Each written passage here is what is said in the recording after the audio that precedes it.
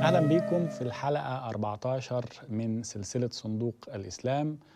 النهاردة هنتكلم عن محمد والنساء. الحقيقة لا يمكن فهم شخصية محمد وأزمته النفسية ومشكلته وإنسانيته كمان وجوانب إيجابية من شخصيته بدون ما نتطرق لعلاقته ونحلل علاقته بالنساء. احنا دايما عندنا ردة فعل كده غريبة. أول ما نيجي نتكلم عن الإسلام والنساء أول حاجة عندنا نقول إيه؟ الإسلام كرم المرأة، ونروح ساكتين. تكرمها يعني على أي أساس؟ يعني إيه الحجج اللي أنت بتستخدمها في تكريم الإسلام للمرأة؟ هل ده مبني على حقائق أو مبني على حبك أنت للنبي ورغبتك في أن يكون الإسلام فعلا جاب شيء جديد وأضافه بالنسبة للمرأة؟ هنتعامل مع محمد كإنسان، وأنا يعني دايما بوجه رسالتي دلوقتي للمسلم المؤمن وللناقد للإسلام كمان، إن زي ما أحيانا بيبقى فيه تعظيم وتمجيد وتقديس زائد عن الحد من جانب المسلمين، في برضو من جانب الناقدين الإسلام أو الملحدين أو غير المسلمين برضو نظرة إن محمد شيطانة.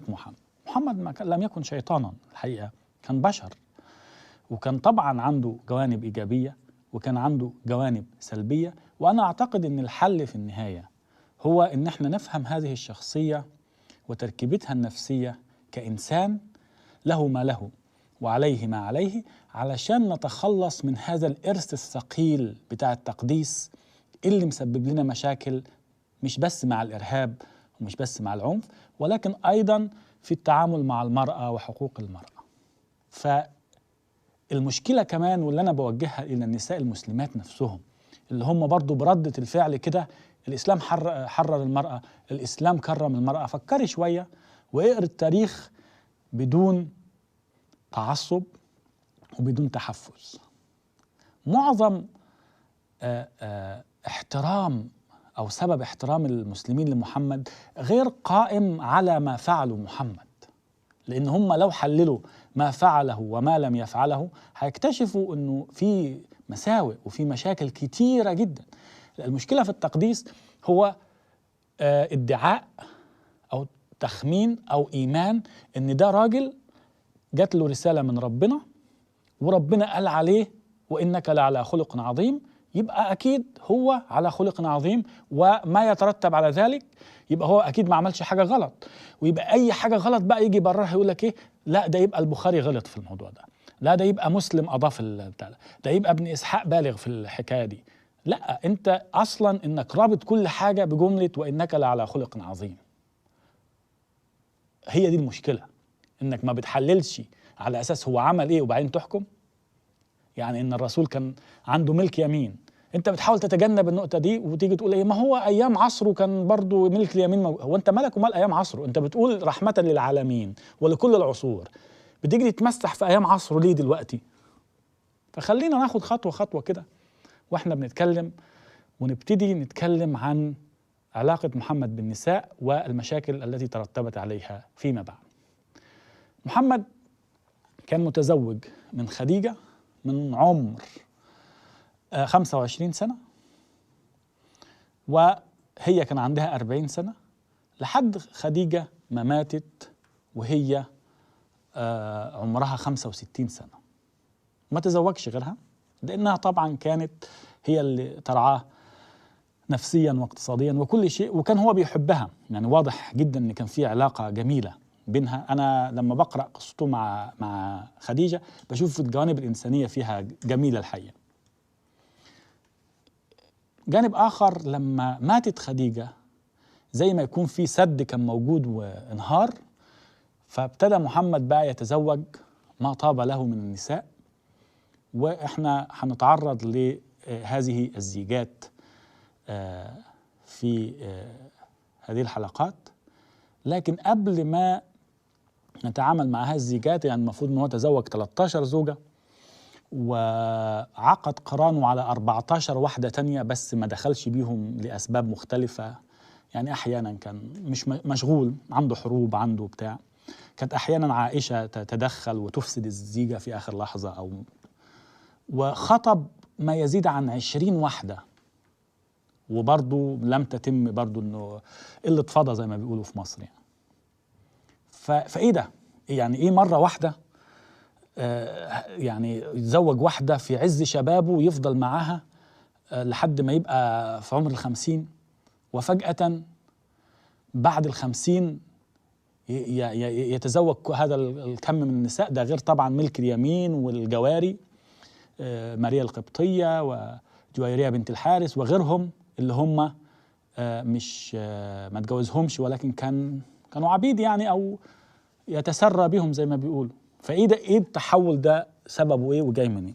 فقبل ما نتكلم عن زوجات محمد، خديجة وعائشة وزينب بنت جحش وصفية، ونتكلم عن ماريا القبطية وغيرهم من النساء، لازم نبدأ بأول امرأة في حياة محمد عشان نفهم كل ده جاي منين. آمنة بنت وهب أم محمد. لغز كبير جدا. طبعا السير بتحاول تحطها في مقام كأنها يعني مريم ابنة عمران، أو يعني أم المسيح. واضح قوي إن اللي كاتب السيرة حاول يحطها في هذا المكان، إن هي جالها ملك من السماء وقال لها إن أنت ستلدي سيد هذه الأمة، وحين ولدته يعني خرج منها نور، فرأت قصور بصرة دي في الشام، يعني بتاع 1200 سنة، 1200 كيلومتر. فهي شافت من الضوء اللي طلع منها شافت. طبعا واضح ريحة الأسطورة. دايما وانت بتقرأ السيرة خلي يعني أنفك حساسة، يعني ريحة الأسطورة جاية منين، الشيء المنطقي وإيه الشيء المضاف وإيه الشيء اللي ما ينفعش تخترعه. بحسك أنت، صدقني ما أنتش محتاج عالم أزهري يشرح لك. اقرأ أنت السيرة بنفسك وانت هتكتشف، او اقري انت، لان المهم النهارده انت اقري السيره، هتكتشفي فيها حاجات بحسك انت النسائي او بحسك الانساني بنفسك من غير ما حد يفسرها لك. آمنة بنت وهب لغز. حاولت السير انها تخليها سيدة بني زهرة، والكلام ده مش صحيح، وتخليها ان هي من علية القوم، وده برضو مش صحيح، وتخليها ان هي من خير نساء مكة او خيرهم على الاطلاق، برضو مش صحيح. في عالم دراسات إسلامية ألماني مشهور وليه مكانة في ألمانيا اسمه تيلمان ناجل، بيقول إن محمد ما اتولدش في مكة أساسا، وإنما في مدينة اسمها عسفان في الأبواء، بالضبط ما بين مكة والمدينة. وأنا لما قريت الموضوع دون يعني لفت انتباهي جامد جدا، لأن بالفعل آمنة ماتت في هذه المدينة في الأبواء ودفنت هناك. فمش صدفة انها في الطريق فعلا، يعني بالصدفة ماتت في هذا المكان. لكن طبعا اللي كتب التاريخ الإسلامي عايز محمد يكون مولود في مكة. لكن انت دلوقتي روح في مكة واسأل اي حد هناك، قول له فين البيت اللي النبي اتولد فيه، مش هيلاقيه، مفيش. يعني انت هتلاقي هيقول لك ده بيت خديجة، وعلى فكرة بيت خديجة حولوه دلوقتي خلوه دورة مياه، وكان في ناس معترضة يعني أزمات. هتبص تلاقي في المدينة هيقول لك ده غرفة عائشة، ده غرفة مش عارف مين، هتلاقي كل حاجة هم عارفين مكانها. لكن محمد يتولد فين؟ مفيش بيت يقول لك ده مكان مولد الرسول. فدي أول حاجة، ده تشرح لنا إمكانية معينة إن محمد اتولد مش في مكة، في الأبواء. النقطة اللي بعد كده، لما ماتت آمنة ومحمد عمره 6 سنوات وهو طفل، بكى على صدرها وفقد أعز شيء عنده اللي بيربطه بالحياة. موت أمه خلاه يفقد ثقته في الحياة ويفقد ثقته في البشر، يبقى حاسس إن أي حد هيسيبه ويمشي. ده إحساس بيتعرض ليه الطفل كتير، إن هو لما يفقد أمه وأبوه كمان في مرحلة مبكرة، إن هو بيفقد ثقته في الحياة، يبقى يحس إن أي حد هيسيبه وهيمشي. وده أثر تأثير جامد جدا في علاقة محمد بالنساء إن هو كان دايما هذا التوجس، هذا الخوف من الفقدان، هذا الخوف إن هم يسيبوه، فدايما تلاقيه كان يحاول يسيطر عليهم بقدر المستطاع، يحاول يجمع أكبر عدد منهم، وأول واحدة يتزوجها تكون في سن أمه، أو يعني تصلح إنها تكون أمه.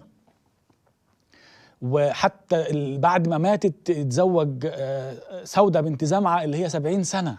يعني تحس إن هو دايما الأم وعقدة الأم اللي فقدها بدري مسيطرة عليه، وإن هو دايما يعني غيور جدا ويخاف ويحجب نسائه ويقول لهم يعني المفروض ما يعرفوش وهم ماشيين في الطريق، لدرجة إن هو حرم على زوجاته إن هم يتزوجوا من بعده.